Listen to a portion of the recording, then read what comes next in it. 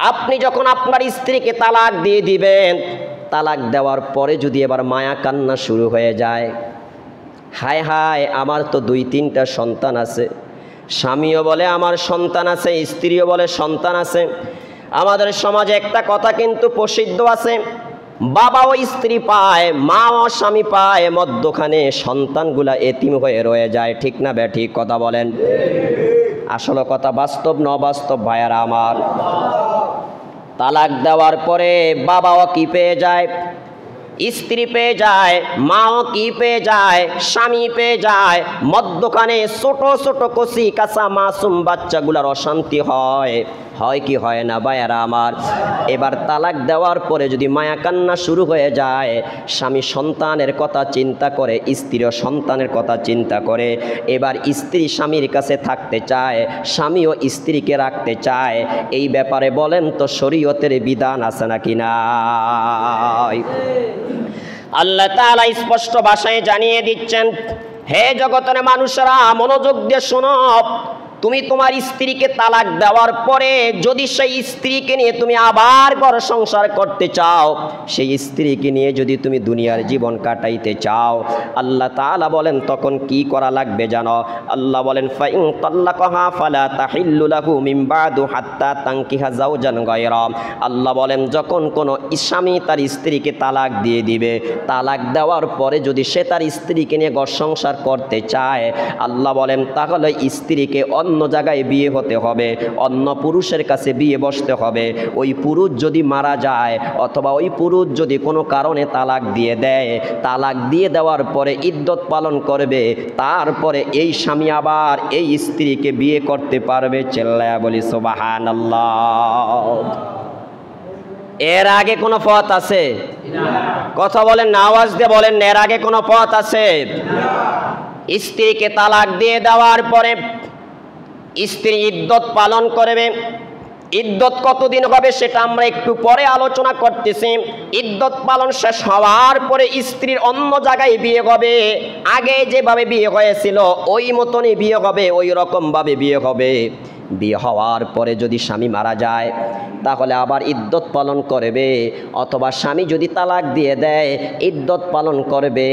ইদ্যত পালন করার পরে ইচ্ছা করলে এবার প্রথম স্বামী বিয়ে করতে পারে। আল্লাহর কসম, এর বাহিরে আর কোনো পথ নাই, পন্থা নাই, কোনো তরিকা নাই। যদি এর বাহিরে কোনো ব্যক্তি অন্য কোনো পথ বের করে স্বামী স্ত্রীকে এক জায়গা মিলায়া দেয়, শুধু আপনাদের মসজিদের ইমাম খতিব নয়, যদি বাইতুল্লাহর ইমাম সাহেব তাদেরকে একত্রিত করে দেয়, আল্লাহর কসম করে বলি মরণ পর্যন্ত স্বামী স্ত্রীকে জিনার সাগরে ভাসিয়ে দিল, যতগুলা সন্তান দুনিয়াতে আসবে একটু হালাল জাদা হবে না, সবগুলা হারাম জাদা হবে। ঠিক না বেঠিক? আওয়াজ দিয়ে বলে। এর বাইরে কোনো পথ আছে? আরে কথা বলে না কেন? পথ আছে। আল্লাহ তাআলা তারপরে বলেন ফাইন তাল্লাকাহা ফালা জুনাহা আলাইহিমা আইয়াতারাজা ইন যান্না আইয়ুকিমা হুদুদাল্লাহ। আল্লাহ বলেন দ্বিতীয় বিয়ে হওয়ার পরে যদি আবার ওই স্বামী তাকে কি দিয়ে দেয়, বলে না কি দিয়ে দেয়? আল্লাহ বলেন ফাইন তাল্লাকাহা ফালা জুনাহা আলাইহিমা, তাহলে প্রথম স্বামীর উপরও গুনাহ নাই, স্ত্রীর উপরও কি নাই? বলে না কি নাই? আইয়াতারাজা, যদি আবার তারা কি হইতে চায়, একত্রিত হতে চায়, ফিরে আসতে চায়, স্বামী স্ত্রী হিসাবে বিবাহ বন্ধনে আবদ্ধ হতে চায়, তাহলে উভয়ের একজনের উপরও কি নাই? আরে কথা বলে না কি নাই? আল্লাহ বলেন ইন যান্না আইয়ুকিমা হুদুদাল্লাহ, যদি তাদের প্রবল ধারণা হয় যে তারা আল্লাহ তাআলার হদ কি করতে পারবে, রক্ষা করতে পারবে, আল্লাহ তাআলার বিধান রক্ষা করতে পারবে। আল্লাহ তাআলা তারপরে বলেন ওয়াতিলকা হুদুদুল্লাহি ইউবাইয়িনুহা লিকাউমিন ইয়ালামুন। আল্লাহ বলেন এই হুদুদ, এই সীমানা আমি আল্লাহ ওই সমস্ত মানুষদের জন্য বর্ণনা করি যাদের আকল আছে, যাদের জ্ঞান আছে, যাদের বুদ্ধি আছে, যারা জানে, যারা বুঝে, যাদের ইলম আছে, জ্ঞান আছে, তাদের জন্য আমি আল্লাহ সীমানা বর্ণনা করে দিয়েছি। বলি সুবহানাল্লাহ। তাহলে বলেন তালাক দেওয়ার পরেই মুস্তাক দিয়ে বাড়ি কয়টা দিয়ে, জুতা দিয়ে বাড়ি কয়টা দিয়ে, তাওবা ইস্তেগফার পড়ায়া ভুলভাল কাগজে লেখে কোনো মাদ্রাসার থেকে ফতুয়া এনে কোনো হুজুরকে দিয়া ফতুয়া এনে কি স্বামী স্ত্রীকে একত্রিত করা যাবে? আরে আওয়াজ দিয়ে বলে না কেন, একত্রিত করা যাবে? যাবে? এবার আসেন ভাইয়ারা আমার, শুধুমাত্র দুইটা হাদিস আপনাদেরকে শোনাই। ইবনে মাজাহ শরীফের মধ্যে হাদিস আসছে, তালাক দেওয়ার পরে সেই স্ত্রীকে নিয়ে আবার ঘর করতে চাইলে স্বামীকে কি করা লাগবে, স্ত্রীকে কি করা লাগবে, সেই বিষয়টা স্পষ্টভাবে আমার আপনার নবী হাদিসে পাকের মধ্যে উল্লেখ করে দিয়ে গেছেন। আন সাঈদ ইবনুল মুসাইয়িব عن ابن عمر رضي الله تعالى عنه عن النبي صلى الله عليه وسلم في الرجل تكون له المرأة। রসুলের সাহাবী ইবনে ওমর থেকে বর্ণিত সাঈদ বিন মুসাইয়িব রাহমাতুল্লাহি আলাইহি বলেন, আল্লাহর নবীর নিকটে একজন ব্যক্তির ব্যাপারে আলোচনা করা হলো, যার একজন স্ত্রী ছিল, ফায়ুতাল্লিকুহা, সে তার স্ত্রীকে তালাক দিয়ে দিলেন। তালাক দেওয়ার পরে ফায়াতাজাওয়াজুহা রাজুলুন, এরপরে অন্য একজন পুরুষ তাকে বিবাহ করলো। প্রথম স্বামী তালাক দেওয়ার পরে আরেকজনে কি করছে? কথা বুঝে না মনে হয়। আরেকজনে কি করছে? ফায়ুতাল্লিকুহা ক্বাবলা আইয়াদখুলা বিহা, দ্বিতীয় স্বামী বিয়ে করার পরে সেও তাকে তালাক দিয়ে দিছে, তবে তালাক দিছে কখন? তার সাথে মিলন করার আগে। কি করার আগে? সব তো ভাঙ্গে বলা লাগে না, বুঝেন তো নাকি? এর আগে কি দিয়ে দিছে? এবার আল্লাহর হাবিব বললেন, আতারজিউ ইলাল আউয়ালি, আরে তুমি কি তোমার প্রথম স্বামীর কাছে ফিরে যেতে চাও? তখন সে বলল, হ্যাঁ, আমি আমার প্রথম স্বামীর কাছে ফিরে যেতে। রাসূল জবাব দিছে, লা হাত্তা ইয়াজুকাল উসাইলাতা, যে পর্যন্ত তোমার দ্বিতীয় স্বামী তোমার মধু আহরণ না করবে আর তুমিও স্বামীর মধু আহরণ না করবে, সেই পর্যন্ত প্রথম স্বামীর জন্য তুমি হালাল হইতে পারবা। তাহলে কি শুধু কবুল কওয়াই শর্ত? আরে কথা কয় না কেরা, যারা বিয়ে করছেন তারা বুঝেন না মনে হয় নাকি? তো কথা কন না যে বিয়ে করলে শুধু কবুল কইলেই শর্ত পূরণ হয়ে যাইব? নবী কি কইছে হয়ে গেছে নাকি? কি বলছে? তাহলে শর্ত আছে নাকি নাই? হ্যাঁ, এবার আপনারা বলেন, এই আয়াত আর হাদিস অনুযায়ী পৃথিবীতে কয়টা কাজ হয়? বলেন না।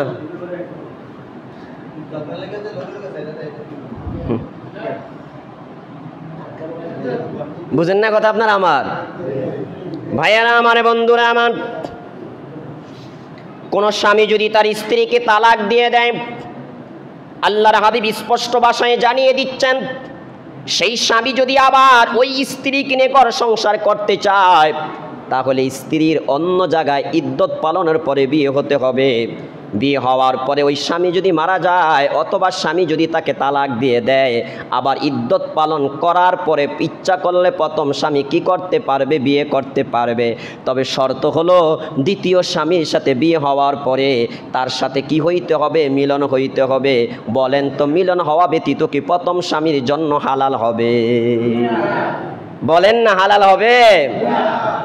যেমন অপরে বর্ণনা আসছে, আম্মা জান আয়েশা সিদ্দিকা রাদিয়াল্লাহু তাআলা আনহা থেকে বর্ণিত, তিনি বলেন, আন্না ইমরাতা রিফাআত আল কুরজি, আল্লাহর হাবিবের একজন সাহাবী, যার নাম হলো রিফাআ আল কুরজি। নাম কি? রিফাআ আল কুরজি। তিনার স্ত্রী ছিল। তিনার স্ত্রী একদিন নবীজির কাছে আসলেন, এসে বললেন, ইয়া রাসূলুল্লাহ, ইয়া হাবিবাল্লাহ, ইন্নী কুনতু ইনদা রিফাআ, আমি রিফাআর বিবাহ বন্ধনে আবদ্ধ ছিলাম। ফাতাল্লাকনি ফাবাত্তা তালাকি, সে আমাকে তালাক দিয়েছে, পরিপূর্ণভাবে আমার সাথে সম্পর্ক কি করেছে? ছিন্ন করেছে, বিচ্ছেদ করেছে। আল্লাহর হাবিবের কাছে এই নারী যখন যেই কথা বললেন, তখন বললেন, ফাতাজাওয়াজতু আব্দুর রহমান ইবনে জাবির, ইয়া রাসূলুল্লাহ, ইয়া হাবিবাল্লাহ, আমার স্বামী আমাকে তালাক দেওয়ার পরে ইদ্যত পালন করার পরে আমি আরেকজনের কাছে বিয়ে বসেছি, যার নাম হলো আব্দুর রহমান ইবনে জাবির। নাম কি? আগের স্বামীর নাম কি? রিফাআ আল কুরজি। বলেন না। আর পরের স্বামীর নাম কি? আব্দুর রহমান ইবনে জাবির। এবার মহিলা বলতে লাগলেন, ওয়ামা মাহু মিথলু হুদবাতিস সাউবে, রাসূল তার সাথে শুধুমাত্র বিয়ে হয়েছে, বিয়ে ছাড়া আর কিছুই হয় নাই। আর কিছু শুধু কি হয়েছে? ইজাবার কবুল। বলেন না কি হয়েছে? ইজাবার কি হয়েছে? কবুল। এখন নবী সুন্না ফাতা বাসসামান নবী সাল্লাল্লাহু আলাইহি ওয়াসাল্লাম, নবীজি মুস্কি হাসলেন। কি হাসলেন? আরে কথা কন না, কি হাসলেন? মুস্কি হাসলেন। আল্লাহর হাবিব তখন প্রশ্ন করলেন, ফাকালা আতুরিদিনা আন তারজিই ইলা রিফা। প্রথম স্বামীর নাম কি? বলেন না। প্রথম স্বামীর নাম রিফা। তো নবী কয়, তোমার কি ইচ্ছা আবার প্রথম স্বামীর কাছে ফিরে যাইতে? মহিলা কয়, হ্যাঁ হ্যাঁ, আমার মনে চায় এবার আমি কার কাছে ফিরে যাই? এবার নবী জবাব দিলেন, লা হাত্তা ইয়াযুকি উসাইলাতাহু ওয়া ইয়াযুকা উসাইলাতাকি, যে পর্যন্ত তোমার দ্বিতীয় স্বামী আব্দুর রহমান বিন জাবির তোমার মধু আস্বাদন না করবে, তুমিও তার মধু আস্বাদন না করবে, সেই পর্যন্ত প্রথম স্বামীর জন্য তুমি হালাল হবে না। চিল্লায়া বলি সুবহানাল্লাহ। কি বুঝতে পারলেন আয়াত আর হাদিস দ্বারা? কি বুঝতে পারলেন? যারা টাকা দিয়ে বিয়ের চুক্তি করে, কথা কয় না খায়, এরম হয় না? আরে কথা কয় না খা। গতকালকে আমাকে একজন ফোন দিলেন যে ভাই অমকে অমকের স্ত্রীকে তালাক দিয়ে ফেলছে। কত তালাক? 3 তালাক। এখন তার ছেলে মেয়ে কেউ ইন্টারে পড়ে, কেউ দাখিলে পড়ে। উভয়জনে অনুতপ্ত হয়ে স্বামী স্ত্রী মসজিদের ইমাম সাহেবদের কাছে গেলেন। তিনারা বিবরণ শুনে বললেন যে আপনি 3 মাস আপনার বাবার বাড়ি চলে যান, 3 মাস পরে আসবেন, আমরা বাড়ি কয়টা দিয়ে ফিটাফাটা কয়েকটা দিয়ে তওবা ফরাইয়া আপনার ঘরে বিয়ে পড়িয়ে দিব। তা আমি বললাম, ভাই যে ইমাম সাহেব এই ফতুয়া দিয়েছেন ওই ইমাম সাহেব তো মনে হয় না ইমানদার। যদি ইমাম সাহেব ইমানদার হইতো তাহলে ইমানি ফতুয়াই দিত, ঠিক না বে ঠিক? কথা বলেন।